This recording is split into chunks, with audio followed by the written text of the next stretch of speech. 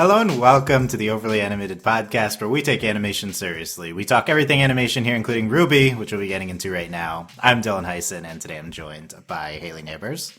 Hello. And Sarah Potter.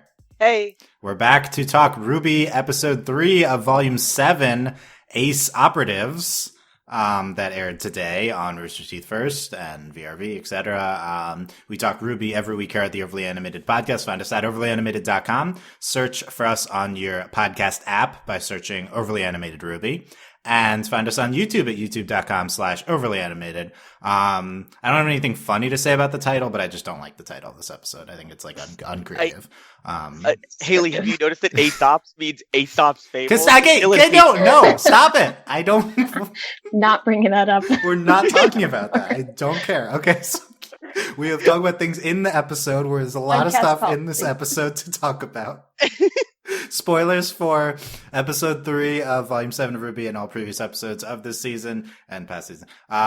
Haley is back joining us. Hi, Haley. What did you think of this episode? And if you want to work in your thoughts on the previous 2 episodes of the season up to this point as well. Yeah. So like Penny, I have returned. Yeah. Where's your grand entrance? Saving that for 2 minutes. It was like opening line.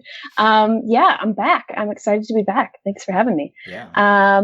I guess for logic's sake, I liked the first 2 episodes. They seemed fine. I feel like I was more jazzed about it the first 2 episodes of last season. Mm-hmm. They seemed a bit more impactful based on my memory of it, but who knows? Maybe that's wrong. But I think they've been solid so far. I think it's hilarious that the point of this season, at this moment at least, is to get a satellite up into space, which I was not theorizing was going to be the focus, but I'm here for it. Let's see what happens.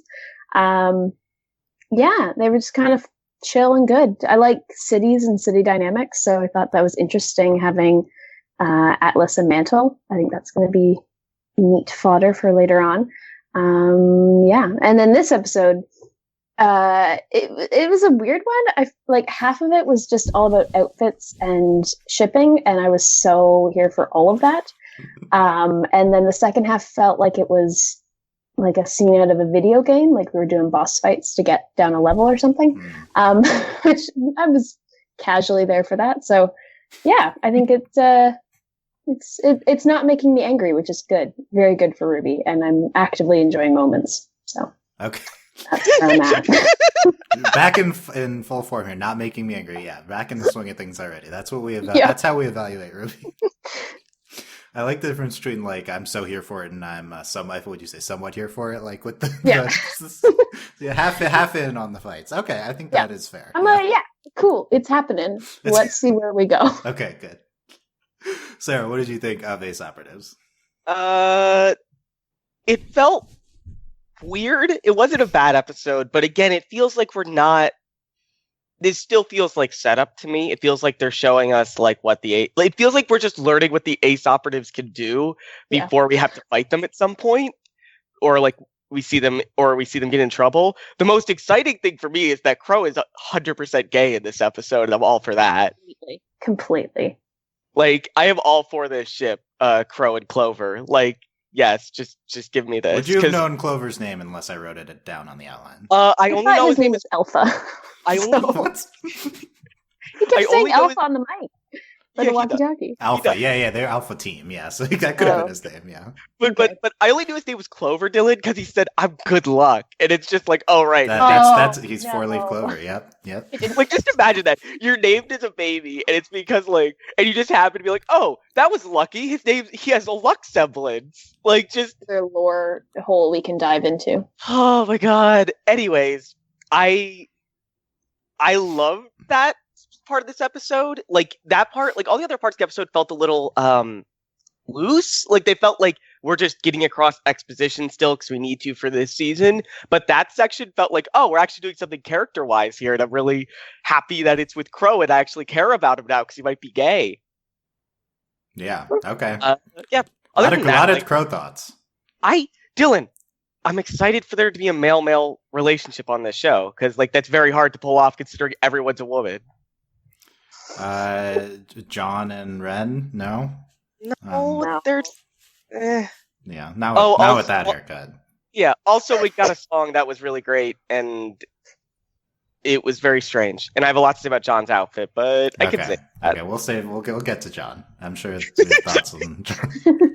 I think that this episode's fun. It was jarring the first time because it's so fast in the beginning, and I really don't like how the beginning of the episode's structured. Like, I get it because this is like a whole set piece of this mission that they're doing. So we start with the mission and then we like catch us up to speed on how we get to this point very quickly. But it's just too fast in the beginning. It works better the second time, the whole episode. And I like that it's like just all about this mission and seeing the other team and seeing how our team works with their upgrades and their outfits. And there's a lot more team RWBY interaction moments, which we've talked about every week now. I want to remember to continue tracking. So I think it's the best episode of the season so far. That's not, saying a ton because I wasn't too crazy about the previous 2 weeks.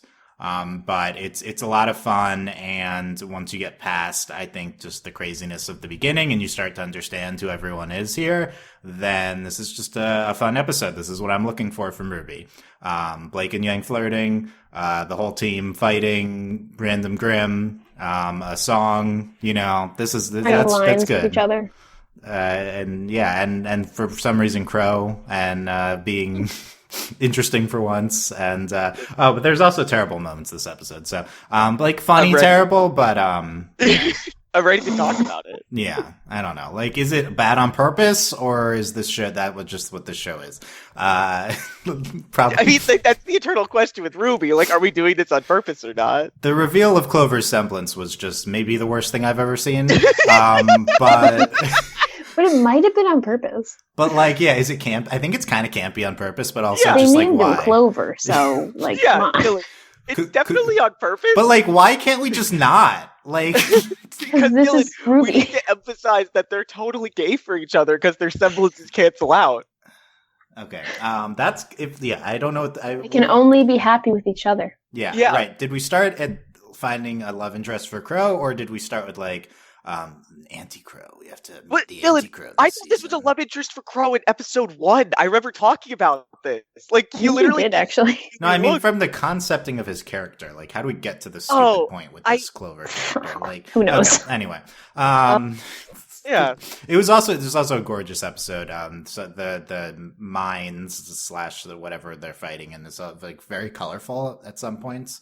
I really like a lot of the locations. Oh, also, I thought it was really interesting how this episode also incorporated horror elements into it, particularly kind of jump scares. I got scared, like actively scared. Actively scared from RWBY. I jumped. I was not expecting that. Which moment? When the bugs come, or Tyrion? When they Tyrion, no. No! I knew he was coming. No, when they freaked Blake out, and then they did a neat shot of her, like, semblancing that kind of thing. Yeah, that was her semblance? I had no idea what that was. I was like, there's so that was the frozen bit, and then I was like, there's two Blakes on screen for, like, a frame, but I was like, I don't really care about going back and try to pause it. Okay, that makes sense. But yeah, no, that startled me. Okay. Which we, like, really praised their horror elements last season, how they integrated it into that one episode at the farm. So this doesn't surprise me that they're going to try to do more of this season, and I think it kind of worked casually into an episode. Yeah. Like, it doesn't just need to be a whole horror episode. Like, this is just mostly a fun episode, and there were some scares. I mean, it's not like this was deep horror lore; it's just a few jump scares. But they could do, I think, more with this. But this is, I think, an interesting direction. It feels like the most obvious way we can see, like, the writing improving. Like, they're like, this worked last season, let's try, like, sprinkling it through this time. That's literally, like, from what we can tell from their interviews, that's literally all they do is, like, which is good, I guess, yeah. But I mean, like, it's really funny though. It's just like, oh, this worked, people like this, let's just keep doing it. Yeah. Well, I mean, honestly, to Miles and Carrie and now the other writers, credit is, that's way better than kind of the Game of Thrones creators' approach of, I'm not going to listen to any fan feedback at all, right? Like, I'd prefer like you listen to what people liked and didn't like and then incorporate it. Totally. I think that's cool. Like, you shouldn't be beholden to the fans to, like, you should write the story you want to write, but you should understand which things are hitting with your audience and which aren't. Like there's a fine line to ride there, but you should understand which things just aren't working. Yeah, I think it's both. It is important to not let the fans completely dictate your story and just do what what the creative intent is, but also seeing what people like and can be a good gauge for what's working and not working, you know? Yeah. So, And that's honestly probably the best quality of the show's iteration season to season. Which is why we're getting the tail every episode now, Dylan. Because you loved it so much, and the season's made for you. They're listening to me. They have to be. But they might actually be based on the amount of Tyrion. Only like so many RWBY podcasts. Like they might actually listen. Someone on the crew might listen to me. Oh, people on the crew definitely listen. But this is, I mean, we're I don't know. Does anyone else do consistent? There's one other podcast, I guess. Yeah, and they're behind. We're the one that does it. Yeah, we're the one that actually does. Okay, so, but you're enraged at Tyrion's tale, not happy about it. So I don't know how I feel about love Tyrion's and hate tale. are two sides of the same coin. Right now, okay, no, we're not getting to the. No. I don't know what the word I'm looking for. Tyrion's not coming until half an hour in at least. Okay, so I'm sorry for bringing it up. Let's talk about the new look for Team RWBY because that's obviously the number one thing. I mean, we kind of talked about it week one just because it's in the intro. But I feel like the first topic is it's not here's a time skip or we're gonna show Blake in her Zuko moment, chopping off her hair. No, it just happens. Yeah. Hayley, do you find that jarring, or did you kind of like that we didn't meander on that?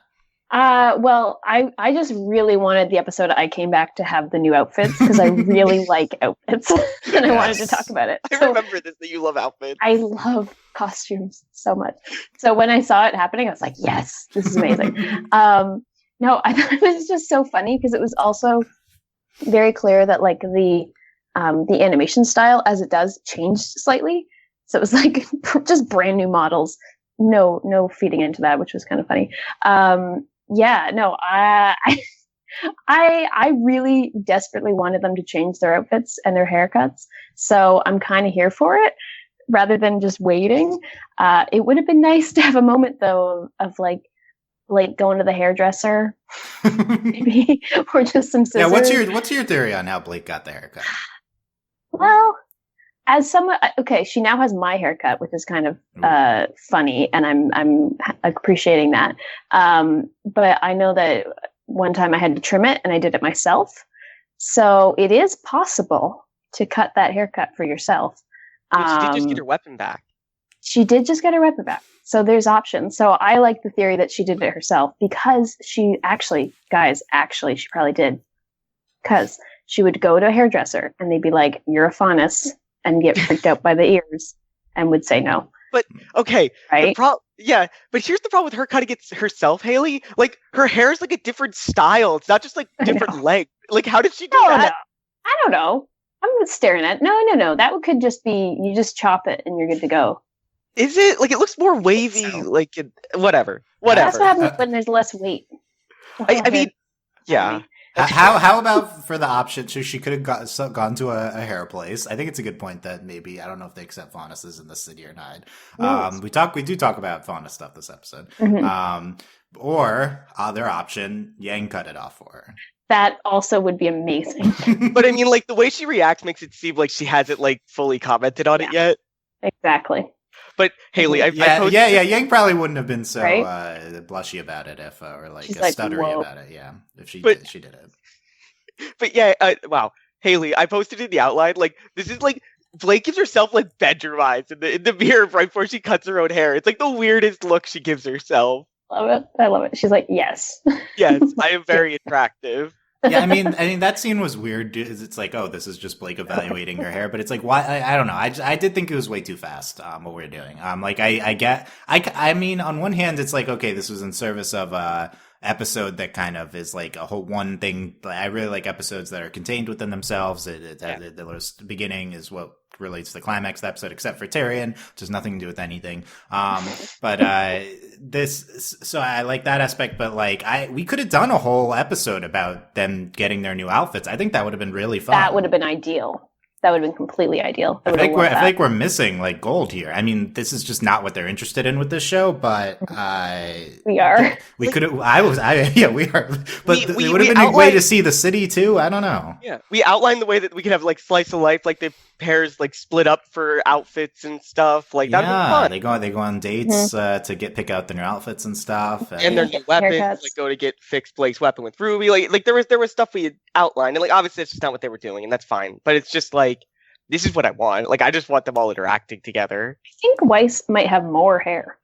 Yeah, where did you get all the hair from? Okay, let's go through them. Okay, where did Weiss get staring at? We can start with Weiss. I think Weiss probably is the most Weiss and Blake have the most striking difference. I love Weiss's outfit. So Weiss, her hair, she has a large ponytail. I don't know how you describe it. A large braid. A braid, yeah. Does seem like she has more hair. Volume. Yeah. How? Did she? Is there? Oh, you know what it is? Extensions in there. Yeah. No. She has something inside the braid, like poofing it up. Like there's something hidden inside the braid. Maybe weapons? Yeah, like she's gonna reveal a weapon inside her braid. She's got knives in there. Yeah, that's a classic move. Oh, that would be awesome. Your hair. Yeah, she is the new hair. She's like a blue sweater on top of a dress or something. A combat skirt. Barely covers anything. And she's probably they're all probably more clothed than they were before. Yes, which I appreciate because of my rants last season where they're in the snow with bare midriffs. But they still complained about the cold this episode. I know. Ruby's like, I'm cold. I'm like, where's that been the last 5 years? Okay, like, put a coat on. That was the stupidest. There's things in here that are just like they literally just changed their outfits and then complained about how cold it was. Like, and in this show's logic, it's like we're outside of a city, so there's not heating like all around. So now's the time when the characters are really cold. Yeah, okay. Yeah. So what do I like Weiss's new outfit. It's just her whole new look. I mean, obviously it's just new character models. Like it moves really well too when she fights. Like the kind of cover at the front there works well. So I didn't notice at first, like that's what it was, but now that you pointed out, like that's definitely why they did the new outfits because they're like, oh, we need to update the models for our program. 100%. But like, what that means though is we'll probably get more outfits as they update their software. So I'm fine with that. They've famously like kind of updated a few times, and they haven't had this drastic of changes. So I do think it's also like that they. I know, but I think like they got to winterize now. They have like the ability to do this if they want to. Like I think like next season we might go like not next season, but one season we'll go to somewhere warmer and they won't wear this. When we go to the desert place. No! In like 5 seasons. These seasons, these outfits don't make sense. No, probably next season or the season after that. So that's true. We'll do it more frequently. I'm also noticing on all their outfits there seems to be an emphasis on multiple belts and zippers. Too many zippers. And clasps that don't clasp onto anything. Blake has like a million zippers. Blake actually, holy moly. Blake on her forearm, she has a zipper, and in the scene where the Bumblebee scene, she's like opened the zipper on her arm. It's like, why is your zipper open on your forearm? Maybe she runs hot. Maybe it's just her thing. Oh, God. She's got zippers on her thighs, which is like not and her calves, both. Oh yeah, like. She has 4 zippers just at her pants. So what do these zippers do? They're just to look cool, right? Yeah. They're not, also, Weiss has like 3 belts on top of each other. Like, yeah. They don't do anything either. They might have stuff in them. Yeah, why does she have little pouches? They're like little dust cartridges, I guess. And then RWBY has a belt, but then also like a half belt on her skirt because the skirt's not a full skirt for some reason. Yeah, right. I see that now. Yep. What? Okay, like I love these outfits, but like in terms of like real life, like what is this? These are all like so weird. Yeah, they're great. They're so great. I think the more you look at it, the more ridiculous they seem. Yeah, but I love them still. But it's so on brand. It's on brand. This fits the show. So Weiss, I think the hairstyle is really drastic for Weiss, and I like switching it up for her, but I could see them moving away from this too in the next change. I like RWBY's haircut because it's still short as it was, but it's kind of an asymmetrical thing, which I think matches her personality well. And it's more she like kind of floofed it up a little bit. Yeah. It's like it seems it's like gelled or base or something. Like that's what it looks like. Like it was like very straight before, and now it's a little sort of spiky all over the place. I think it fits her punk vibes. I think a little better. And also it looks more like she's like now, like in terms of their models, it looks like RWBY's closer to their age, but is like still like clinging to that like those childish like Mhm. Like, I was looks. gonna say as well that I think out of any of the like model updates or anything, this is the one where I'm most obviously noticing that they are aging, Yeah, which I really appreciate. Like they don't look like children in these models, which is really nice. They look it just feels sudden because it's like instant, but yeah. I was a little like, whoa, guys, you aged up 5 years. What happened? but it's fine. Like But it's what it's it's great. that's their software, and I understand that. I'm here for it. Yeah, so Ruby's got the hair, and the outfit I think is mostly the same. Although I think they all changed a little. I mean, Yang is the same hair, but her outfit changed? Question mark. She has glasses. She's got glasses. She's wearing. Yeah, is she gonna wear them all the time? I assume she's not gonna wear those orange glasses all the time. She wasn't. She wore them when they jumped out because she's smart. She's thinking. Yeah. I think they were just for like time. Like it's her motor. She has her glasses for the motorcycle. The motorcycle, stuff. but she doesn't have the motorcycle. Yeah. Yeah. So, well, I mean, like that's why she probably used to wear. But for plain jumping. Yeah. Yeah. Are we upset that Yang didn't get a hair update as well? No, because I think people would be upset if she got her hair cut. And that's her whole thing, right? Yeah. Her Because hair remember, is- like it's been characterized in past seasons that she like doesn't like people like touching her hair. Like because there was one fight where like someone like cut her hair off a little bit, and she got really mad. Yeah. I could see Yang with like really short hair. It's like just this very like I don't know. It's like Yang. It's to a certain extent. I feel like it doesn't super fit her personality. She has super long hair. I just don't see how that fits in the characterization we've done so far. But like maybe she's like trying to copy Blake. Like way shorter than Blake's too. Like yeah. Like totally. I like her long hair. I think it adds like a dramatic flair to her. And she lights it on fire. Oh, and also it has to go on fire. fire. Yeah, so you can't cut it because it has to go on fire. No. You know, it'd be really cool if she like cuts her hair really short, but then when she like lights it on fire, it gets as long as it used to be. Like that. Yeah, they would do that actually. Yeah, they would do that. Okay, and then back to Blake. Like, so the hair. Blake is the bisexual haircut. As we all know. So this bisexual Bob. There it is. Goodbye, Bob. She's having her Legend of Korra moments. Yes, before. exactly. Yeah. I think the haircut's really working on her. Her outfit. I'm not sold on. The outfit with all the zippers, but too many zippers. Too many zippers.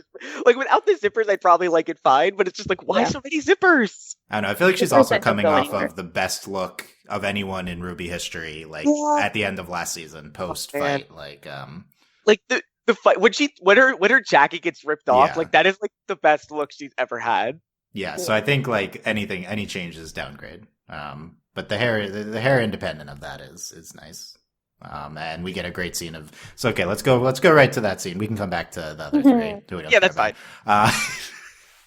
There's a few. There's one big Bumblebee moment and a few others I noted down. Yang says, "Sorry, just not used to the new hair yet." And Blake says, "Is it bad?" And she's blushing. And Yang's, "No, it's good, great even." And Yang had a little smile before Blake like caught her. Yeah, that's good. Yeah. It's so cute. Yeah, Hayley, what do you? How'd you like the scene, and what do you think of Bumblebee so far this season? I think it's severely lacking in Bumblebee-ness because last season it was like, okay, it's happening, here we go. And I think last season I said I was imagining that the beginning of the season would have like awkward moments for a minute there. Mm. Like I wasn't expecting it to just dive right in, like we are committed and getting married. Like. I wasn't expecting that to happen, but eventually. But yeah, so I'm okay with right now them being a little awkward because all the drama and adrenaline of that moment with Adam is now past and they're taking a breather for a second. So I think they're feeling their emotions a little more clearly. But I think they could do a lot more with it. Even just little moments like this where like we are reminded that they are interested in each other and are awkward with each other. So hopefully this continues. But I don't know. We'll see. They seem to be doing it like way less frequently than I want them to, but it is coming up, which is promising. But we'll see. This is how they did it like last season too. So like I'm not like worried. Like this is just what they do. They just like saving this stuff till the end of the season for some reason, even though it's like I want this in the body of the season. Like that's what I want. Like I want them to spend the season together. Like that's what we all want. Yeah, what do you think of this scene though, Sarah? It was very gay. Very gay. I don't know what else you want me to say, Dylan. This is like Did you personally enjoy it? Yes, right? Yeah, like I mean, if I'm saying it's very gay, I liked it a lot. I think it's that's inherent. Okay, it's inherent. It's inherent that I like this scene because I don't know. I like the facial expressions a lot. You can tell that there was a lot of work put into the exact ways they reacted to each other, and it was spatially, and I liked that a lot. I also really liked what's his name, Marrow, just being like, wow, these two are so gay. Let's just keep going. Just ignore them. Yeah, they're just like, gay. Let's move on. Yeah, I like the dynamic too of them being like Blake caring what Yang is thinking about her, kind of. Like I feel like we don't see that a lot in a way, and it's like a different dimension where she's like, oh, I want Yang to like me. So then she's nervous, and it's like, oh, Blake, no, you're beautiful. Everything's good. Everything's gonna be good. Yeah. Also in this episode, we have at the end, Yang is like, wait until she sees what she can do with her eyes, and Blake laughs at that. I think that was another good one. And also, Yang asks Blake if she's okay in this episode. There's also like a few seconds of Yang reacting to Blake going into like the dark section or something. I didn't really. Yeah, she was concerned for her. I think she was concerned. Yeah, so there's a lot here in this episode. I think that scene with the hair reaction is just very explicit. Explicitly romantic, and also clear that both of them like each other and kind of know they like each other. Yeah, and are thinking about each other. And they think about each other throughout the episode too, yeah. It seems like this scene, it's not that they aren't acting on it because they don't want to. It's because they're on a mission and they just realize, oh, this is not the time, it feels like. That's why they don't do anything here.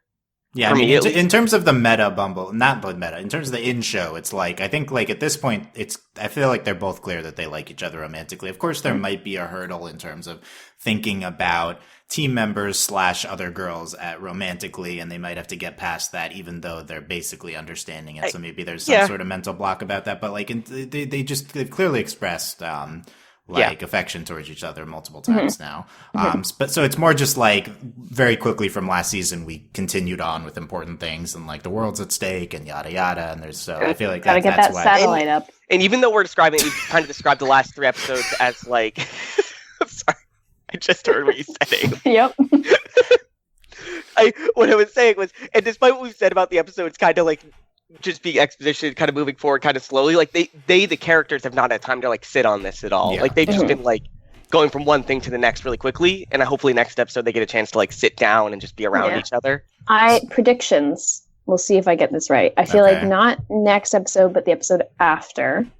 We're going to something's gonna, or maybe actually wait, where did they ended the season or this episode where they're successful. Okay, so the next episode, I'm thinking they're going to be doing something, and then Yang and Blake are going to get stuck somewhere together, and they're going to be forced to talk, and then they're going to leave that wherever holding hands. This is my prediction. That would be good if plot forced them into a situation to talk out these feelings. That would be fantastic. We're seeing them in other plot instances where they are wanting to there's tension, or not tension, but there's an awkwardness there that they want to delve into. But I think until they have a time to just be alone for a minute, then they'll be forced to work something out. Yeah, that's a good call. That they need a moment that they're together and alone, and exactly. Yeah, it was in terms of the meta, I guess, of the Bumblebee here. I think this is a really notable scene in that it's explicitly romantic, and maybe the most explicitly romantic Bumblebee. Time somehow even more so than the killing Adam stuff. I don't know, that was pretty romantic. That as well, but this is all also kill your enemy with your girlfriend. I mean, they were holding hands when they right. I know. Yeah, I mean that is So the show has shown a willingness to continue to this pivot on Bumblebee to be actually explicit. I think this is great that they're not fulfilling it, but they are, I guess, explicitly showing queer romance, just not a pre-stage of it or something. I think last season I was the fact that they're not going to kiss at the end of the season is infuriating because there's no real reason for them not to, and I think that still holds true here. RWBY's doing the thing it does with romance, with the exception of before a character will die, which is the only reason John and Pyrrha got to kiss, is that like we're just gonna draw out them. They're together and they know they have feelings, but they're just not gonna date for some reason. It's the same exact thing as like Nora and Ren. Like, why aren't these two characters actually dating? So I'm worried that this will just continue infinitely with Blake and Yang. But I think it's just a problem with like Western media in general, where it's just like there's this idea that getting together is the ending of the story. There's certainly an element of that, that the whole sitcom thing where this is like a big commentary on sitcoms. It's like you have to do will they, won't they, you can't show them getting together until then. I think but the thing with RWBY is that it's not a will they, won't they, like will they, like yes, it's they've already in the will they stage. They just are. RWBY does a thing where it does will they, won't they, it's will they, and then they don't actually start. They don't actually start dating. Like why? The won't they is just we're not going to give them screen time to ever do. That's the concern. Yeah. So I kind of am worried that this will just be this will be past this season, but it's also like, of course, like next episode, like if Hayley's right, if they're in a situation where they're alone, they could just kiss next episode. Like we're there plot wise. I think that's going to happen because I think they're two of our, as they like to talk about other characters, but they're two of our main characters, So it's they different can't than Nora and Ren. Exactly. Yeah, they're going to be on screen and they're going to be on screen together. So there's going to be instances like in this episode where they're going to interact that way. So it's just silly to not. I don't know. I think they've gotten past the point of them knowing, oh, I am interested in the other person, and they just have to actually say it to each other, and then we're golden, and we're just going to go forward as Bumblebee, and everything's going to be great in the world. But we just got to get them to talk to each other. Yeah, and we're past the point of there being plot angst between them, which we had last season, which I think was very well handled. And they're good. They're supporting each other. Yeah, they're concerned about each other, supporting each other. Mm-hmm. They're laughing at each other's the other one's jokes, cute. And they're blushing at how each other looks, and so. There's no reason for them not to be dating, and I think like it would be very compelling if Blake and Yang were dating on screen. Oh yeah, it'd be awesome. So I think it would be more compelling than them doing not Nora dating. And Ren. I agree. Yeah, like can we just not have a second Nora and Ren? Like, let's not do that. Oh my god. Okay, I think that's good. So we'll be on the lookout for Bumblebee. I kind of agree with Hayley that we're going to do something with them mid-season, but I wouldn't I'd be surprised if they just kissed in 2 episodes. I guess I think if anything, we'll do that in the finale, or we'll just never do that because I seriously think that's a major concern. But I don't know. I trust in them, like the writers enough to know that would just be like so stupid. I absolutely do not trust in Miles and Carrie enough for this. That being said, they brought in 2 new writers, and I think that they will be able to say like, let's not do this. Last season, I was more skeptical. Now I'm like, okay, they've got 2 other people who are going to have these opinions and be like, guys, this is how you write a compelling story, and they're going to do it. How many episodes do we have this season? We never know. We never know until right? close to the end. They won't say. This is the first episode of the season, or was the first episode written by? I think Miles got the credit. This episode has had the writing credit for Miles and Carrie as we continue to track how the credits are distributed this season. So I don't know. I guess that fits. This is like a scene that So hopefully we'll do something soon with the 2 of them, but it's good. It's great that we had this scene here because it is one of the most notable Bumblebee scenes ever. Totally. Yeah. And it's just pure Bumblebee. Like there's nothing else happening or provoking or whatever. It's just Yang being like thinking that she's sneaking a peek at Blake and Blake catching her, and it's cute and awkward. I love that. And of course they're cut off by characters we don't know or Okay. Speaking of Nora and Ren, let's go back to them. They also have new outfits along with He Who Shall Not Be Named. But I want to say about John, but he does not change his outfit very much at all. Looks. Let's say looks instead of outfits. So John has a new haircut. Sarah. People seem quite upset about this. Hayley, who have you seen upset about this? Generally, like when I randomly look at the Discord. Okay, our Discord's upset. I don't know about the meta, Rudy. Yeah, I don't know about the meta. Well, I don't know.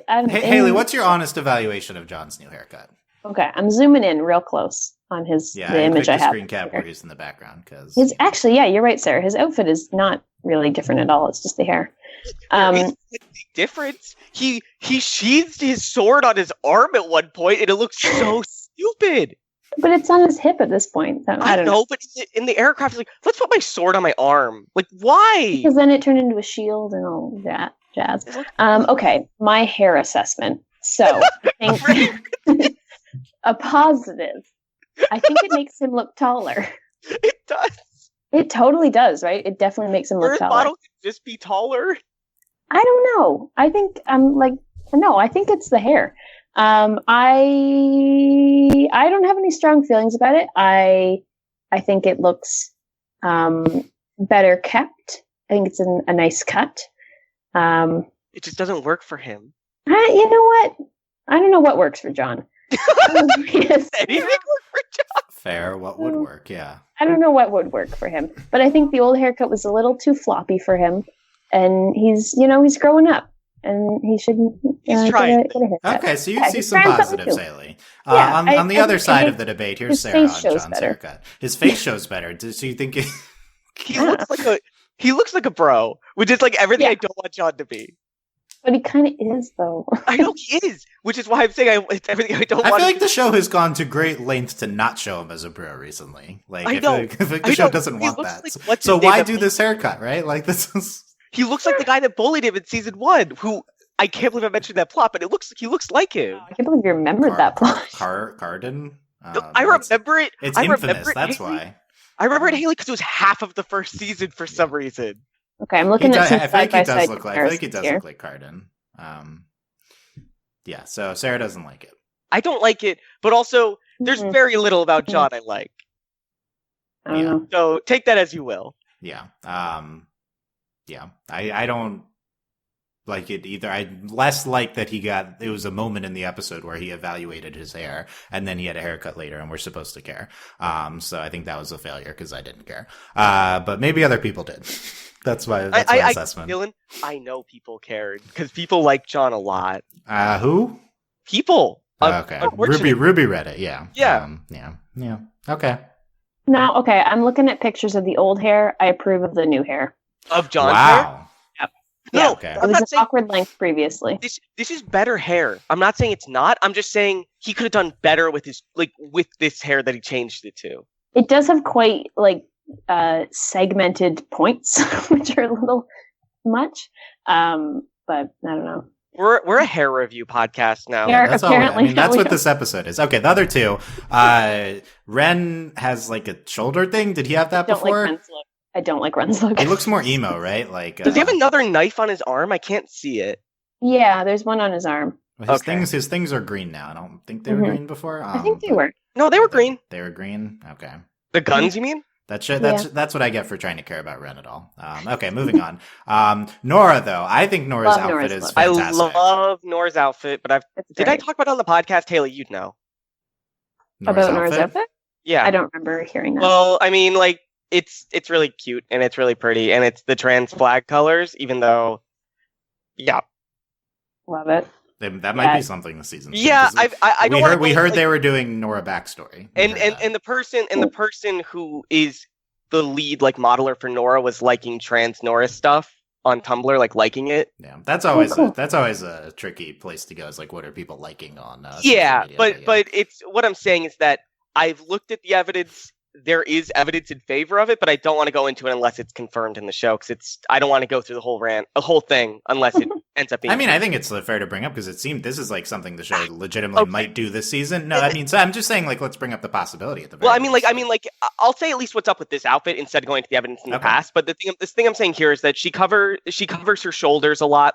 She's showing her shoulders a lot more than her previous outfit, but she's still covering the shoulders themselves. That's normal, MTF dysphoria stuff. She has a belt around her waist that's very tight. That's also it to help curve. It makes it look like she has more curves. She still has she has what's it called? A skirt around her a skirt that kind of hides exactly what her curves are around her hips because she does it makes it look like her hips are wider than they might actually be, which is another trick that you can do with styling like that. And then the other big thing, obviously, is the colors and the fact that she hides a lot of her chest. Like, it could be that she's padding instead of, like, actually has a chest. Like, that is also possible because her previous shirt also did not have cleavage on it. Like, and that's kind of rare for the RWBY girls, but that's less of it. That could just be, like, she likes wearing it like that. But, yeah, those are the big points for me. Also, the gloves kind of, but everyone kind of wears gloves. Hiding her hands is might be a thing, but that has less weight just because everyone wears gloves in this show. For no reason. In the winter.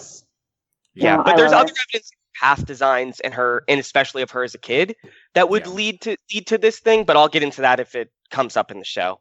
All right, cool. Yeah, or next time something comes up that might hint. Yeah. I'll definitely be pointing out as it goes. But like, this is the biggest thing. Like, specifically, this outfit being the trans colors and being like, it has a lot of little details that are very, very like indicative of she's trying to make her figure look a very specific way, even though she might not need to. But it's things she's learned in the past, and it's hard to drop those. I could see this outfit being the character designer's way of like getting this aspect of this character to the forefront, whereas the writing might not go there, even though the writing might not go there this season. No, I agree with that as well, but I'm just saying that like the outfit, not just like the colors, there's more here than just like it's the same. The elements of it. Yeah. That being said, like if we were doing, like, I think it would be signed off by them, but like I could see Miles and Carrie being like, okay, yeah, we can do this in like the details, but not in the plot, and like, you know, that we can, if we get to that point, we can criticize it. So that would be what. Yeah, I will criticize it if it's bad. I'm excited for the idea of it because Nora.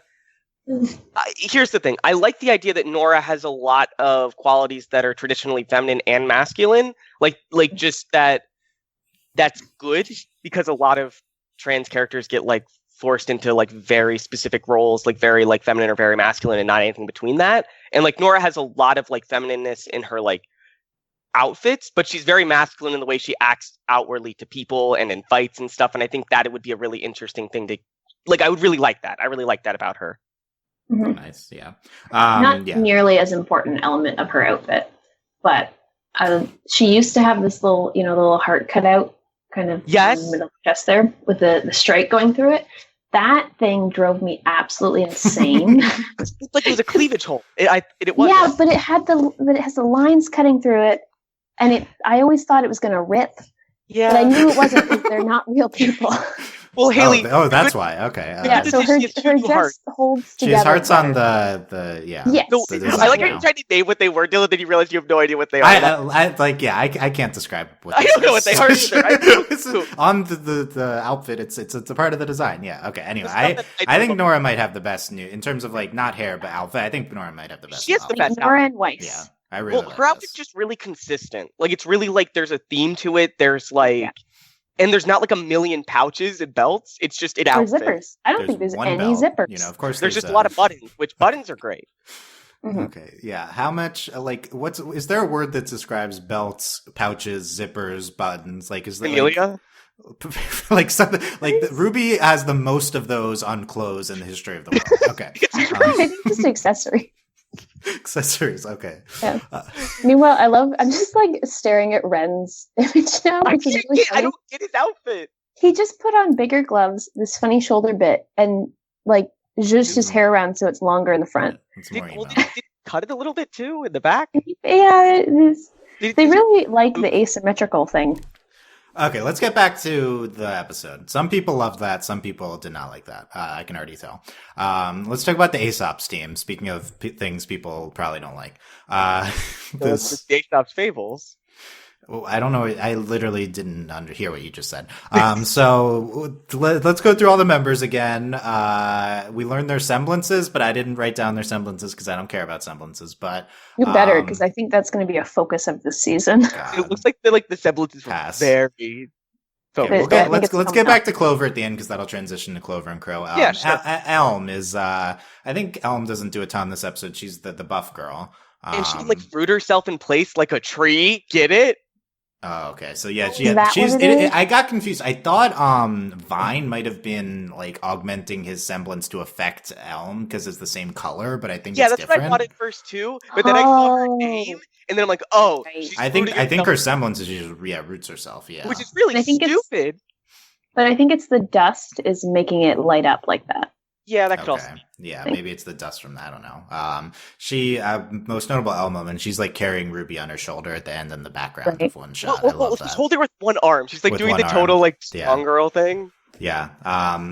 I feel like Weiss would be upset about Ruby enjoying riding on the shoulder. This is the opposite of Weiss's type. So this is I want to see like the scene later where Weiss tries to pick up Ruby too. And, yes. And she just can't, yeah, I think it probably wasn't written into the thing. Like it's just a background, the animation detail, because it's like, and that was a great. Marrow, is the dog boy. I think his most notable thing is he's talking about Faunus, like rights and privilege and stuff. Like he contributed to the. I mean, he says he is a Faunus. Yeah, he contributes to the Weiss, and doesn't mean he has strong thoughts on it though, and he seems to have strong thoughts on it. This feels like a writer insert. He's like, we can't talk about the like systemic problems of racism. And it's just like, okay, we get it. Marrow says, anyway, I didn't come over here to solve systemic societal issues. I didn't know that Miles and Carrie knew the word systemic, like society. Anyway, but that's a joke. That's the new writer problem. Yeah, right. I feel like that's the new writers.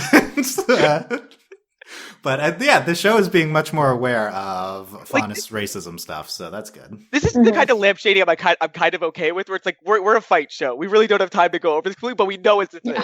Well, so we're going to bring it up, but not dive into it. This was a topic I want to get into. We can briefly get into this. I think they were trying to do a better job of Weiss addressing this. So, like, because it's like, Weiss is happy and passed all her previous stuff and a good person, but like upon reevaluation, it's like Weiss never really apologized in a good way for what she did. I think she's taking action. She's fighting the good fight and stuff. Yeah. But she's never like vocalized that she understands. And so I feel like if I'm one of the new writers, I'm like, this is maybe a to-do for the season is show that, and Weiss says like, I'm sorry for my complacency. Like, I think it's like a very woke apology that she gives. Yeah. Like even though I was born into this, like it's, she's still complacent in her role and her family's stuff. And so I think this is like a great character moment for Weiss. This is the sign that the show is like fully like Weiss is like amazing and perfect and like past all of her crap before. Especially because they haven't been they've been around Faunuses and stuff, but it makes sense for her to be kind of reflecting on that more now because she's literally surrounded by her family's like slavery that's system. True. That does kind of make sense that she. Yeah, so I think it's a good moment and it makes sense for her to be like, oh, okay, I need to be clear with Blake that we're on the same team here. Yeah, Ruby kind of had a woke dialogue about privilege, so I don't understand the world anymore because they kind of did it successfully. I don't know. Yeah. Like the surprising thing for me is that like I expected the season to be like about Weiss a little bit because we're going to her home, we're going to see her parents, but they actually like delved into the side of her that's like kind of the more interesting aspect of her character, which is this stuff where it's like she is part of this system, but it's like she was born into it. Like she didn't actively participate in it, but she was part of it and she has a role in it, and I think that's the more interesting part of her like guilt and stuff, and I didn't think we were going to get to that, and we did like immediately. And I think it's good to have too, because I imagine later on in the season we're going to be confronting her family, right? So we need to now establish more stuff this. Coming, and I think it's good to know that she's coming in with this mindset when she goes against her father. Like it's not just my father's bad, it's I understand why my father's bad. I understand why I did the wrong things and I need to atone, and my dad doesn't get that. Okay, you both have made really good points here in terms of like now is the time to get into this. So maybe it wasn't just there's outside influences. Maybe it's like Miles and Carrie have been waiting to put it here because this is where it makes sense in the story. And I think the other, of course, like where Weiss is from, but it's also like in season 1 she was racist to Blake, so that was like a plot element. So the other aspect of the scene is she's talking to Blake, like she's like like I don't know, Blake didn't really solicit this conversation, but she's like this is addressed at the previous conflict they had, and I think by the fact that Blake responds positively to this, I think definitely shows that they are in a good place relative to all this stuff. And we also saw like when they were first walking into the tunnels, Weiss had that moment where she like wiped away the snow and saw the Schnee Dust Company logo. Yes. Yeah, that was she was thinking about it as she walked in. Like that was a very good moment of like show not tell, just her wiping and seeing that, and then like it's very good. Like that was really good. Mm-hmm. Yeah, so I like this stuff from Weiss. I think the season, probably we'll get more into that. But maybe last season was like the redemption season. This might be the woke season for Weiss. For Yeah, everyone. For everyone. For Okay. the right We're just general. RWBY's just a woke show now. Just get used to it, guys. Which is stunning. Yeah. Yeah. Okay, I'm being sarcastic. Like, I wouldn't deem it a woke show, I know. but there's some moments They're here. getting So better. They're getting We're on better. the right It's just, track. this is a stunning turnaround from where they were before. Like, this is very good. Yes, yeah. Compare this to the old show. I mean, RWBY was never like offensive, but it was just clearly not this. But now, Yeah, it was never we're in a much offensive. better It place. just- yeah. Played Yeah. into tropes sometimes and didn't understand why some tropes might be bad. And I think they're doing Mhm. better now. Yeah. And they okay. have characters who allow them to like be woke, like Yeah. they have, whereas other shows might not be because they inherently didn't build in a system of characters that would make that, I don't know, facilitated. Where this, like, they have a team of Like, they all clearly were women thinking about this when they made honest this world. thing. Yeah, So- exactly. There's a lot of content there that they can dive into, which is really interesting. Yeah. Okay. Back to the Aesops. So that's what we're talking about. Yeah. We have Harriet, aka Hare. She's the fast hair. the fast one. Yeah, her name's Hare, and she's the Ruby freaks out that someone has a semblance of going fast. That's not her. There's a lot. I think she's the most prominent one, probably this episode. Yeah. Hare.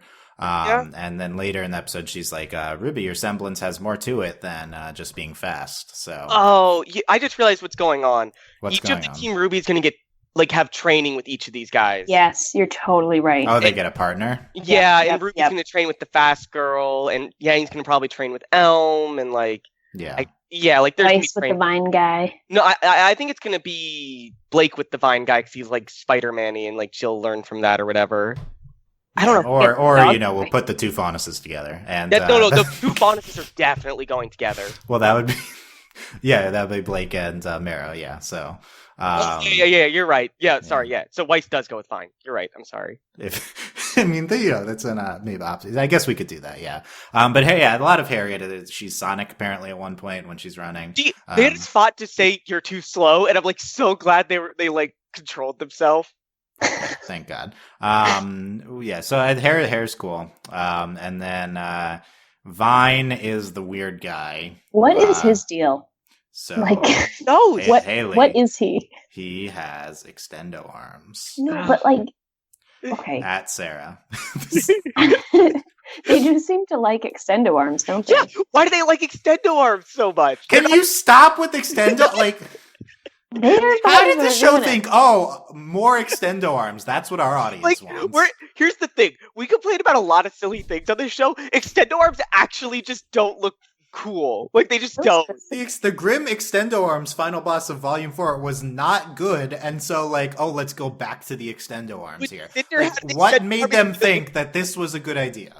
Here's the thing. You can make stretchy arms look kind of cool in an anime way. They're not doing that. They're just making weird tubes, and it just looks really. I mean, look, it's fine what Vine This is is better doing. than It's the- not this is better than- terrible, but it's just baffling in coming context back of the to that previous concept. Extendo Arms script. Yeah, people never liked the extendo arms. Why do we keep bringing them back?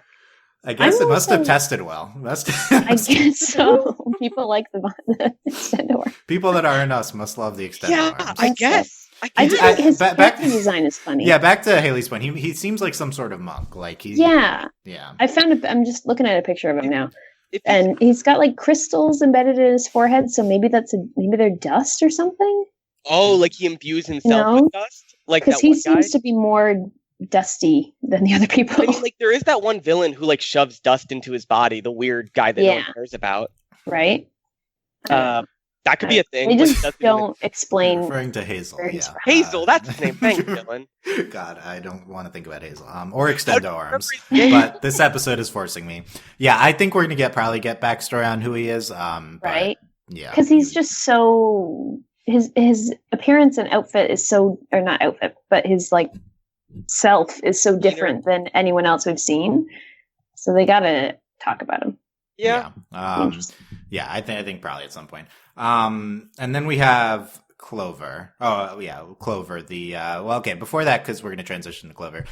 We see all of them on display when they're fighting the Geist at the end. I think they're saying Geist. And he's, we see basically The Ghast. Mythic Ghast. Geist. I think that's the Geist. term for a ghosty type thing.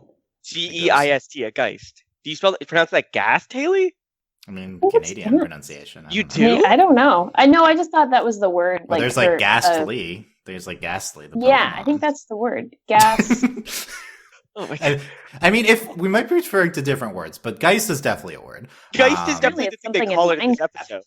Yeah, I think that's what they call it. But Maybe it is. the point is, they have the scene of them each calling out each other's names and then taking down the thing, and then they're catching the dust at the same time. I think that was probably the best display of the Aesop's team we've seen so far. Yeah. Because it was in a fight, and fights are good, and fights are fun in RWBY. Yeah, because fights are fun, and I mean, I think like just the idea of let's introduce a new team, new season, new team. Here's 5 new characters you have to know. Let's spend a lot of time on these characters instead of the characters we care about. Like, I think all of that's bad. But if we're gonna do that, this was a good use of them. I just kind of think conceptually that this is. I mean, they better have a good purpose this season. If this is set up for one-on-one training with all of them, like that makes sense. Like with each of the Team RWBY with them, like that makes some amount of sense. Then, like we're getting this build up so they have a rapport later, but it still feels weird right now. Yeah, it does feel weird. Okay, then we have Clover, who's with Crow on the Alpha team. Very gay. So they're kind of, it seems like they're flirting / talking the entire time. They're really flirting. And, they're flirting the whole time. Hard. Crow, like he's asking Crow if he has anyone in his life. At one point, Clover catches Crow. Yes. And then at another point, they're talking about their semblances, and Clover says, "My semblance is good fortune. Lucky you, huh?" God, that is so flirty. And that look, like, do they not know what they're doing? Because if they don't, I'm shocked. Because Crow's look, he's just like a disaster bisexual right now. He cannot handle this. Like he cannot understand. The thing is, we also did Crow hugging an Ironwood earlier this season, which we didn't talk enough about last week. But it seems like this is a purposeful direction for Crow's character this season. Yeah, it feels like seems like it. We have not seen him have been this touchy or this close to other women, and now it makes sense. Like it makes sense. He's close to men, and he's very gay. It's I guess the reason we didn't see it until now is there weren't any hot guys around Crow. There's only Austin, who is not a hot guy. And now they're all here, so now Crow's going now nuts. He's falling apart.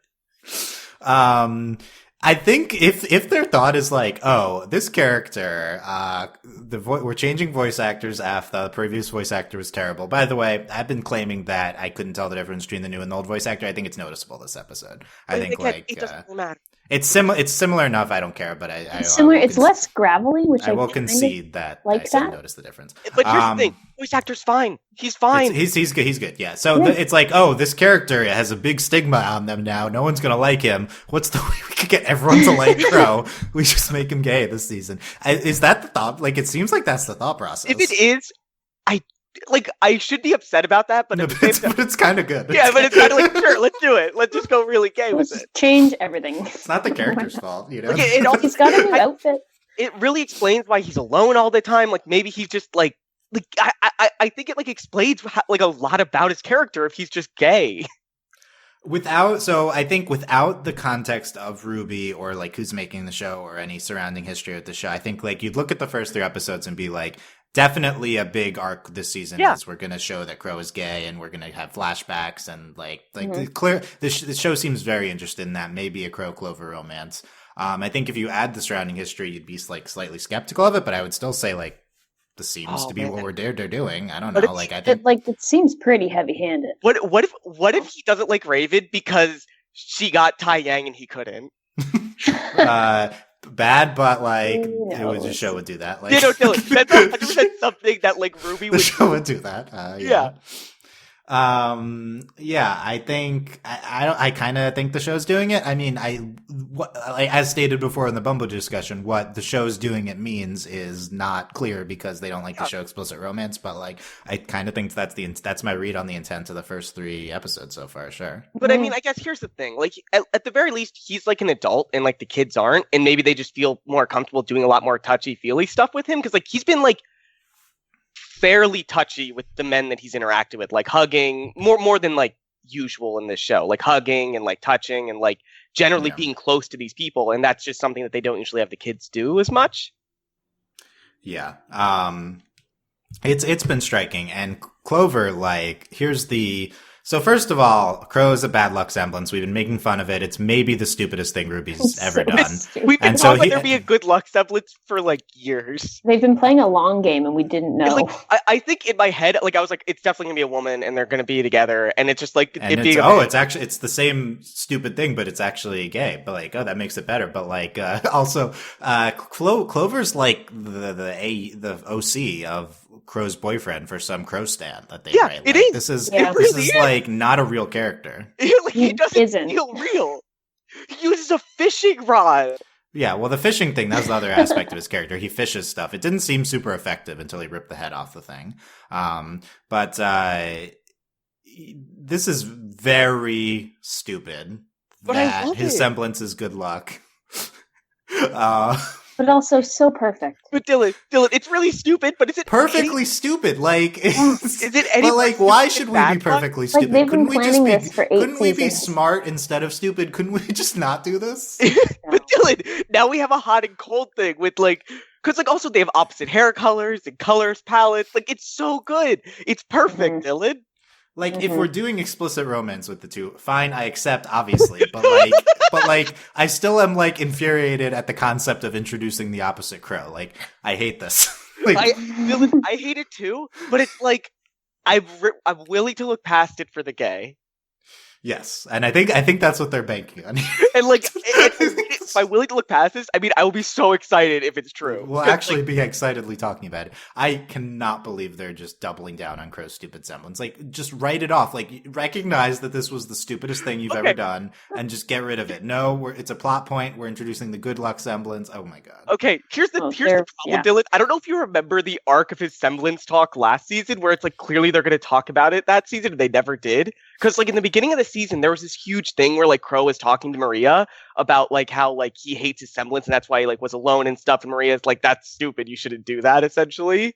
And it seemed like they were going to build to him being like, my semblance isn't bad. Like, I could use it and be a good person. Yeah. And then they never did it. And now finally we're going to do it and have it be in a gay context. And it's going to be great. Yeah, I think that's a good point. Crow last season, for 90% was a conduit for Team RWBY's generational rage. Like, that was it. Like, they were just upset at old people, and he was just the old person. So he didn't really get personal content. Like, I think we could do more with him, like, as a person this season for sure. But I mean, like, I think like that was on purpose because like he was like, I think he was accepting that. He thought it was true. He thought that was he thought the kids were right to do. Yeah, he's on board now. He's ended up agreeing with them for sure. Yeah. Okay, we'll see what happens with good luck and bad luck over here. I can't wait for them to have a ship name. Like, apparently, Beatrice on the Discord has claimed that she looked up at their ship, or someone, their ship name is Fair Game. I don't like the good luck and the bad luck counter each other out. It's a fair game. It's a fair game. But I mean, like, all the ship names in RWBY are really weird. So I'm gonna do some Googling and see. Apparently, that's what it is. Okay. Please. What else? Is it time for Tyrion? Okay, fine. We can briefly talk about Tyrion. How many episodes this season are going to end with Tyrion like coming out of the shadows and ominous? So all Tyrion does, he just murders a guy with his tail at the end of this episode. He does it every episode now. That's just what he does.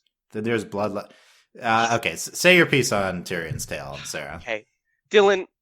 We said it last season. You can't just keep doing the same reveal over and over again. And this is essentially the same thing. We keep like, the tail is never going to be as cool as all these like scenes building up to it make it. That's the problem. And they're like, keep being like, oh, he's such a cool villain with his cool tail. It's like, it's just a tail. Like, it's not like, it's just a tail. It's not going to be like this amazingly cool thing. I'm ready for him to show up and to just be like barely a part of the fight even. Yeah, so clearly, I mean, we know from the intro, which by the way, we got a bunch of intro scenes this episode, is that he's going to be fighting. I guess this scene will have more relevance this episode, like who this guy was that he was murdering and stuff, but like, as it functions at the end of this episode and the end of last episode, like, end the premiere, or I don't know about the like, I think premiere 2, like it ended with, was Watts? Episode Watts 2. was Watts was okay, and I don't think I don't know. I just like, as much as I've joked about like, oh, this is bad, but like Crow's semblance, it's a stupid element, but you can use it well. Like, this is just like terrible story. Like, I just like really don't like what they do with separating the villains and then having their separate scenes, especially if you're going to do the same thing at the end of the episode. Like, this is just a big downer for me at the end of the episode. Yeah. We just cut to Tyrion, a character we don't care about, who's not connected to our main storyline, have him do something that we have no idea what it means or is interesting at all. Like, he murdered a guy. Like at least we had like a jump scare thing, which is kind of interesting. But like, this is, I hate how they're using Tyrion and the Salem villains, and really need to write them off the show soon. Okay. This is not like, do something or get them out of here. This is detracting from the episodes. I'll say this, Dylan. I think they're going somewhere this season, but it's just so many seasons in a row before now doing this where they're like all separate. It just makes it so frustrating because like at least they're in the same like city, quote unquote, now. Because like I think what's going on here is we kind of talked about how in the first episode we talked about how, or not the first, second episode, we talked about how Salem probably is going to try to use the satellite for something bad to like announce her presence. And I think part of that is I think the bad guys are trying to take down like this like the happy huntresses because they're trying to stop Ironwood and they want Ironwood to succeed. Like they're trying to take down the biggest threat to Ironwood without him knowing. Yeah. I agree we're going somewhere, and at least he'll meet up with the gang. But I don't know. This is like genuinely like pissing me off. I think the first thing with Tyrion, even though is that like we know he's gonna die the first time he shows up with Crow again. Like he can't live again. Like that's the problem. Yeah. Anyway, I think this is like the number one element that's making it hard for me to take RWBY seriously as like a legitimate critical TV show. Like I think last season did a lot to like make it not just like the show we memed about. Like, oh, this is a good show now. I still don't think it's a show that's like in the tier of like something I'd consider really for like promoting at the end of the year, any sort of accolades or anything, just because like this is like a big hurdle for me. Like the show still does this. Oh, yeah. I'm sorry. If the villains aren't good, then that's like a major issue for the show. Sorry, I had a gay thought, but I'll mention it later. About Tyrion? No, about Crow again. I'll mention it later. Tyrion and Crow? No, definitely not. Okay, Ew. definitely not. Okay. Briefly on Iron, we had that scene of them discussing whether to trust Ironwood. We spent most of the last podcast about this, and they basically are like, yeah, Ironwood seems okay, but we shouldn't commit to trusting him until we're more sure about it. I'm with Blake. I think they're all on the same page. But I do like Oscar saying, aren't we doing the same thing? Like they're at least acknowledging that there is some grayness here to what they're doing. Like this isn't like I like that at least. It does feel weird. It's a good thought, but Oscar saying it is not good. Yes, but, agree. Yeah. It's a good thought from the writers, but like Oscar is not the person to say it at all. Yeah, so they give Oscar the lamp. RWBY gives Oscar the lamp, which is this the episode, worst idea. And it's like that's gonna not turn out well, right? Actually, Ospen. Yeah, Ospen takes over. We were expecting last season that Ospen would be like, Ospen was Oscar all along, but then actually, if he was, then this would be bad, right? Like, it'd be horrible. Are we getting a twist this season? Like, should we expect one? I think there's going to be 3 twists. I don't know what they are yet. Oh, you just think there's going to be a lot of twists. Yeah. I mean, Oscar is still right for twist because he has a person living inside and who's dormant who could come out at any time, and then it could always just be Osmond. I thought that line of where RWBY was like, yeah, it's probably not good for me to be carrying this whatever relic on a keychain. And it's like, it probably isn't, RWBY. Why did you think of that like 2 seasons ago? Yeah. Yeah. They tried throwing it down the well. That was a good idea. I stand by that. I agree. I still think that's probably the best idea anyone's had. They had it while under the influence of the Grimm, but I think that was the best idea. Throw it down the well. The last major sketch play was the new weapons as well. They had their weapon upgrades. I'm not really the weapons person, so I noticed that RWBY's scythe can pivot now. Yep. That was cool. But what are the other ones? Bombs with her shotguns, which she can trigger with freeloading. That's stupid. Weiss can extend her sword a little bit with like a little bit of a dust thing at the tip. And Blake had, I forget what Blake had. Crap. I mean, her weapons was broken, so they had to redesign. Maybe they just fixed it. I think she did something during the fight, though, and I am forgetting it. They were bashing on her things earlier, so I think they did something to it. Yeah, I just forget what she did. Like, I remember she did something. No memory. The only other big thing I remember is that Jean has like a shield, an extra John's shield can energy like, do shield, stuff. An energy shield thing. Yeah. By the Dylan, way, I'm surprised you didn't ask me for Rose Garden thoughts. I was hoping you forgot. There was a scene of RWBY and Ask and you shall receive. I saw There's like that scene. Haley, again, there's a and I was scene like, of oh, no, Oscar I'm and gonna RWBY be together. What'd you think of the romantic Why did vibes you mention between this, them? Haley? We almost made it. I know. I hate it with every fiber I'm being, but I keep self-inflicting. So you clearly were feeling it. No, I just thought it was hilarious. Like That happened. I'm in such a, I guess, meta state with Rose Garden. It Where I hate the it. conversation very much got triggered in a very shippy way. I'll say that. I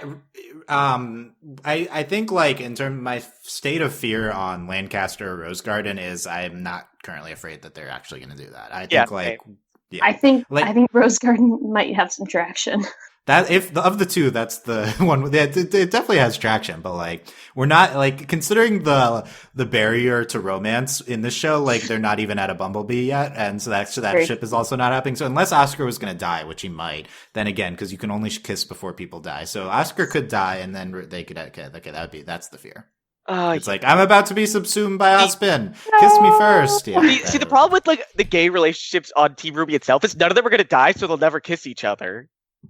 That's true. At least we're not fridging them, but also that means they can't kiss. Yeah. So. Okay. That's true. It's a good point. Dumb things that we would hate. They have new scrolls and that show their aura levels on the phone. I think the scrolls showed them before, but they just have new scrolls for some reason. They look like Switch controllers for some reason. Could they previously see aura levels on the phones? I think so. I don't understand how that works. But Dylan, were they just Switch controllers that like had holograms come out of them? Pretty much. Yeah. Let RWBY play the new Pokemon game, guys. Come on. Like she clearly love it. Like just let her play it. I do think that auras and semblances, as much as we we like to talk about them, I think they're going to become important because it came up every season, though, Haley. No, I know, but it seemed to be they were focusing on it more and talking about it more, and they had that line of like, "Oh, it's cold," and Weiss said, "Oh yeah, if it's not warm or you can put your aura out or whatever, that heats you now." So yay! But last season, I think that's going to be a thing. Changing. And then no one's aura changed. I know. But they'll probably be like stuck in the snow or something and have to use the aura and it'll be really dramatic. Or it'll run out and it'll be really cold. Exactly. Or something. Yeah, I think that's going to come back. Yeah. This episode was very semblance. No, come on. This episode is very semblance focused. Let's see another episode before. Yeah. But it makes sense because they're in a place that's all about dust, right? So that would make sense that would become a storyline. Speaking of semblance, I guess. Yeah. I'm sorry. Didn't they mention in a previous season that RWBY's semblance is turning into petals, not speed? Like, yeah, but she's fast petals. Yeah, so. Yeah. I guess there's. I think there's more than fast petals. That's what they're saying. Okay, she can take people in her semblance. Like, isn't that more than that? Isn't that more than speed? It's like she's changing her form. I don't know. Okay. Maybe I would really like if there's like more to this, and it's just like maybe she learns how to like hold her scythe while she's petals or something because she currently. What? Semblance. Marrow can like freeze things in time. We can talk about the most overpowered semblance ever. Yeah. Also, I found it interesting, guys. Okay, you may have noticed this.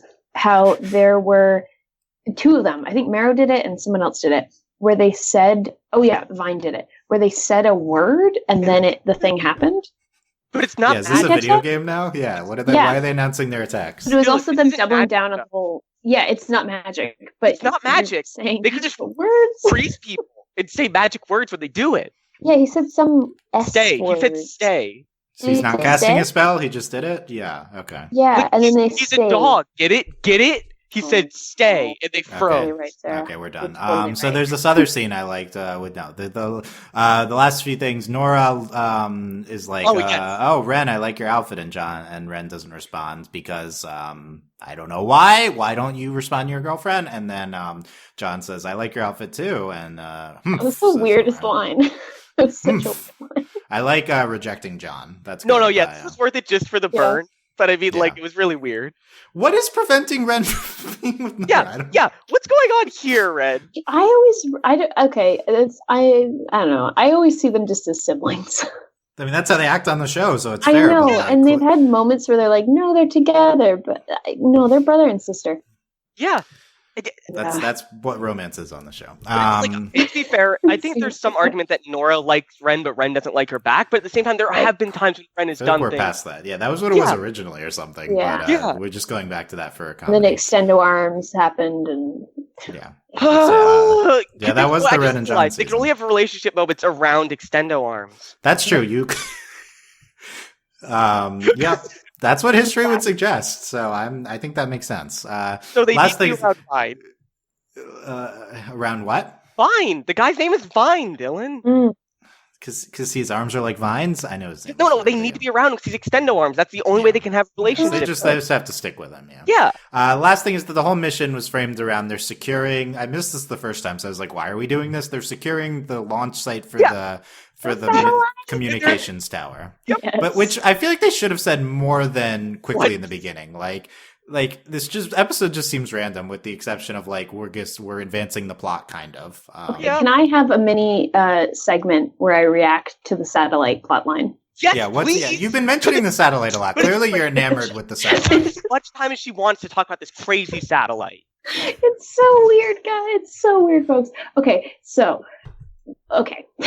it makes no sense because logistically, especially with this episode, they're going to this place up in the north of Atlas, which is also weird because it's in the air. So I guess we're going to the ground of the mountains or whatever. So whatever. So they're there. They're trying to find the launch site. Meanwhile, Ironwood previously said that they're going to use the stadium for no reason as the basis of this satellite. But, I'm all for repurposing previously used materials. It's great for the world.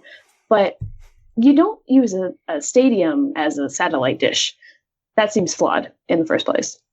So how are they going to get the stadium that has been deteriorating from a giant disaster for years to Atlas, to this remote place to shoot it up into the air? It floats.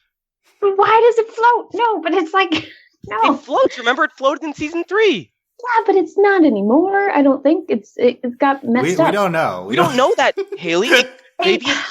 Maybe they're driving in on a bunch of cars. Maybe on the back. What? But they could also, they've got a lot of technology happening. They could probably just build a satellite dish. There's a lot of technology happening. They do. There's no cars. Come on. Wait. Are there cars? I guess there's been cars, Dylan. There's a motorcycle. Watch literally did the watchdog thing last episode. Remember, Dylan? And he crashed cars? He did. No, yeah. Obviously there are cars. But here's the thing, though, is that if we think about the first satellites that humans made, they were the size of stadiums. Yep. So it doesn't have to be that big. Sputnik to this. Yeah, exactly. That took a person up, and they can't. Why do you? I don't think that's going to float. That's not going to stay. Clearly, the writers don't have to understand science to do stuff, but I don't think they understand just how much weight affects how hard it is to get up into the atmosphere. It's purely thematic, but it also is such an old theme that why are we bringing it back? Yeah. Okay. And I love that the whole plot is getting the satellite up so that we can talk to people.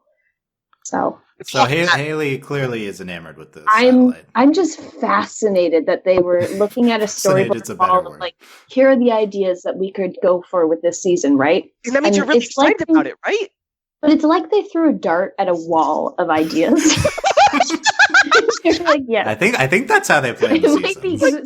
Which plot element's going to be important this season? They just threw a dart. It's very random. We had no idea that they would do this. Yeah. So I want to watch how this unfolds. Satellite Watch 2K19.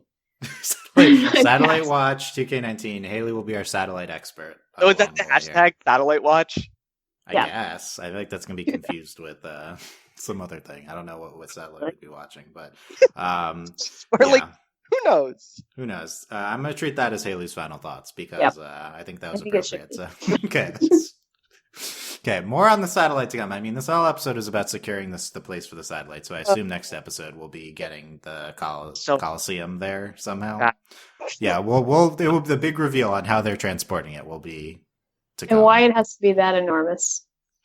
We'll find out. I guess just because it floats, so they can just float it upwards because they can't really figure out rocket science. They have technology. They could make something smaller float, and it's going to need jet propulsion. I don't know. I don't know what to say to this. Okay, Sarah, what are your final thoughts? I I guess my final thoughts are just gay ones, because, like, sure, whatever. I also, yeah, I thought about, like, Crow again, and I thought about Crow and Winter. Maybe they were fighting over a boy, specifically Ironwood. Like, maybe that's why they hate each other. Oh, wait, are you talking about the thing in the opening, like the title sequence? No, I'm talking about the fight seasons ago in Volume 3 when they, like, hate each other. Oh, sorry. Yes. Like, they hate each other instantly for some reason. We never really got an answer to why, other than them, like, just, like, throwing insults at each other. Maybe it's because, like, Winter, like, they fought over Ironwood. Like, I could see that. Yes. Okay. Ironwood shipping drama to come. Like, I want a gay, like, if we had a gay a triangle, like, can you imagine, like, how exciting that would be if there's a love triangle between Crow, Ironwood, and Clover? No, because I literally can't imagine that for the show. Yeah, because it's not going to happen. But I'm like, that's what I'm saying. It's unfathomable. Could you imagine the fanfics? This already is a fanfic. With Clover's already a fanfic character, so it just was unnamed in the show. All fanfic characters. That's all they are. I mean, RWBY is just a giant video game fanfic. Is Maria a fanfic character? Like, she's like... There was a good fanfic character, yeah. It's like, here's the legendary huntress. Yeah, that's Wasn't Adam a fanfic character? Like, the very first... Also, yeah, he is a fanfic villain, yeah. Yep, it's true. Oh. Okay, so there you go. I have no further thoughts. That's... Let us know what you thought. I'm exhausted. What you thought of Ace Operatives. Every week again. Aren't you excited? Yeah, is that how I end RWBY podcasts? Is that what happens? I think that's how we do. We end it with just like, we're out of energy. I guess we'll see you next time. Was I not as exhausted last week because Beatrice is like positive versus us? Like us three, like we wind each other up and then we just what happened? It's a bad and good dynamic. Okay, yeah, there you go. Like we're just done. Maybe that's end. Team Dish's semblance. Yeah, Team Dish is the name, and Team Satellite Dish. No, okay. No. Actually, it's so perfect. We've been new that this was the plot of the season. Oh, that's the hashtag. Team Satellite Dish. Okay, Satellite Dish. DSH. With no I. Dish. Yeah. Oh, yes. Yes. Okay. Confirmed. It's now canon. Team Satellite Dish's discussion on Ace Operatives. YouTube comments, overlyanimated.com. Come to our Discord to talk about it with us at overlyanimated.com/Discord for the invite link. Consider supporting us via Patreon at patreon.com/overlyanimated. Thanks to our current patrons, especially our patron podcast, Damien, a.k.a. Diamond Day. And thanks as always to our patron executive producers, Ryan Seabox, Features, Hugh Michael, and Needle. Back for next week of RWBY, we somehow already have the name. This is like the first week in history. I think VRV screwed up, but Pomp and Circumstance is next week. The good thing about RWBY episode titles is they mean nothing, so we know nothing. Yeah, that makes me think. Like, when I read that, I was like, "Oh, is it the dance episode?" But that's not what the description says. So yeah, no, what's the description? Because it's nothing. Oh. Yeah, I will say, spoiler alert: the screen cap, like on VRV, is a big white rose look. So I am hugely looking forward to this episode. Yeah, so. It's just. Yeah, they're looking together. Like, they're looking at each other, and I'm ready. And it's like, looks really gay. Okay. So we're going to get the equivalent of the Bumblebee scene. I'll say that we've said there's very gay moments every episode this season so far, which is a very big improvement, I think. Did we about 1 and 2? We talked about gay stuff every episode. I think I've forgotten the first episode now. The first episode, I talked about Crow and Clover a lot. And I don't think you guys... Or an Ironwood, right? Well, that was episode 2. But, like, Clover, like, stepped on Crow and gave him a look, and it was very, very gay. So do you think they hooked up before the first episode started, and then we're seeing I don't think I just think that, like, there was a connection there already. It was just an instant connection. Okay. Maybe the love triangle already exists. Yeah, that's what I'm saying. I'm saying, like, by the time he's meeting Ironwood, there's already the love triangle. Okay, and tell us your thoughts on Crow and Clover. Yep.